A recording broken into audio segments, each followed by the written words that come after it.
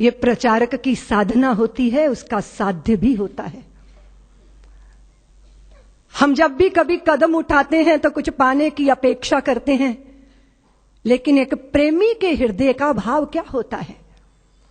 वो स्वामी राम की वाणी से व्यक्त होता है कि इश्क एक तरफा में यूं मसरूर हो जाऊंगा मैं, राम तुम होगे क्षमा काफूर हो जाऊंगा मैं तुम्हें देखूं तो देखूं तुम न मुझको देखना, तूने गर देखा मुझे मशहूर हो जाऊंगा मैं तुम्हें चाहूं तो चाहूं तुम न मुझको चाहना, तूने गर चाहा मुझे मगरूर हो जाऊंगा मैं अगर मांगू कभी तो कुछ ना देना तुम मुझे, वरना फिर प्रेमी नहीं मजदूर हो जाऊं। जो बोझ ढोके मुआवजा चाहता है वो समर्पित नहीं होता, वो मजदूर होता है। जिसने यश चाहा, जिसने प्रतिष्ठा चाहिए, जिसने लोक मान्यता चाहिए, उसका समर्पण अधूरा होता है। लेकिन मां भारती को अखंडता के सिंहासन पर विराजमान करने का स्वप्न साकार करने के लिए अपने को होम करने वाला प्रचारक चाहता है क्या कुछ? लेकिन जो मिलता है वो तो अनिर्वचनीय है, उसको तो वाणी से व्यक्त ही नहीं किया जा सकता। वो तो हृदयों का अनुभूत विषय है कि चारों तरफ से भगवत्ता उस पर बरसती है।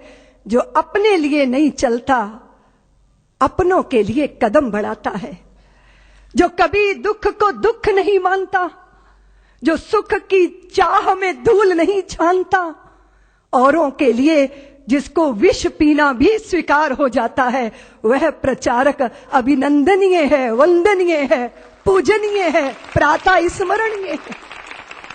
रात दिन अहिर्निश मां भारती के चरणों में अपने आप को तपाना, गलाना। किस समय डॉक्टर साहब ने सपना लिया था? सारे देश के अंदर आग लगी थी, ब्रिटिश सत्ता के विरुद्ध एक वातावरण बना था, बलिदानों की गंगा मानो बह गई थी भारत के अंदर, विदेशियों की चूल्हे हिलने लगी।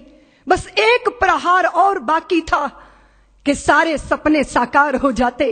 लेकिन उसी समय विधर्मी ने, उसी समय देश के शत्रु ने देश के अंदर सांप्रदायिकता का विष बोया, वैमनस्यता के भावों को पैदा किया, छुआछूत की प्रबल भावनाएं देश के अंदर जागी, और वह सारी शक्तियां जो संगठित होकर गुलामी की जंजीरों को तोड़ने के लिए आबद्ध दिखाई देती थी, वो बिखरना प्रारंभ हो गई।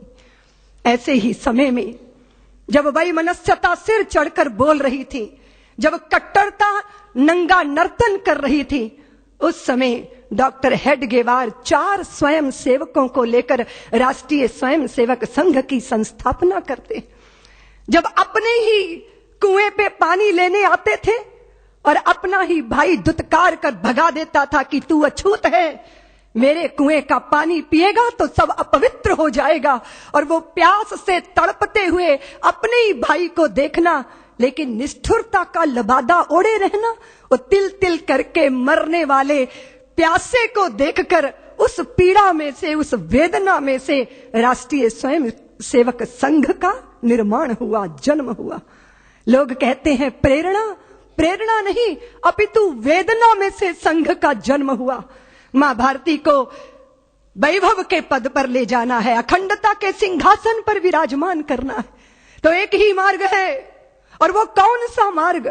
क्या हिंदू जाति जिसने नक्षत्रों को संज्ञा दी, वो हिंदू जाति जिसने सागर की छाती पर पत्थरों को तैराया, इतना गौरव रखने वाली हिंदू जाति, उसका स्वाभिमान धुआं बनकर उड़ेगा?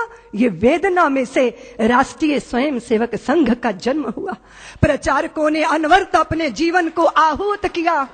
एक प्रश्न पैदा हुआ कि जिस हिंदू ने नभ में जाकर नक्षत्रों को दी है संज्ञा, जिसने हिमगिर का वक्ष चीर भू को दी है पावन गंगा, जिसने सागर की छाती पर पाषाणों को तैराया है, हर वर्तमान की पीड़ा को हर जिसने इतिहास बनाया है, जिसके आर्यों ने घोष किया कृणवंतो विश्वमार्यम का, जिसका गौरव कम कर न सकी रावण की स्वर्णमयी लंका, जिसके यज्ञों का एक हव्य 100 पुत्रों का जनक रहा, जिसके आंगन में भयाक्रांत धनपति बरसाता सदा कनक रहा, जिसके पावन बलिष्ठ तन की रचना, तन दे दधीची ने की। राघव ने बन बन भटक भटक जिस तन में प्राण प्रतिष्ठा की। जौहर कुंडों में कूद कूद सतियों ने जिसे दिया सत्व, गुरुओं गुरुपुत्रों ने जिसमें चिरबलिदानी भर दिया तत्व। और शाश्वत हिंदू जीवन क्या स्मरणीय मात्र रह जाएगा? इसकी पावन गंगा का जल क्या नालों में बह जाएगा? इसके गंगाधर शिव शंकर क्या ले समाधि सो जाएंगे? इसके पुष्कर इसके प्रयाग क्या गर्त मात्र हो जाएंगे?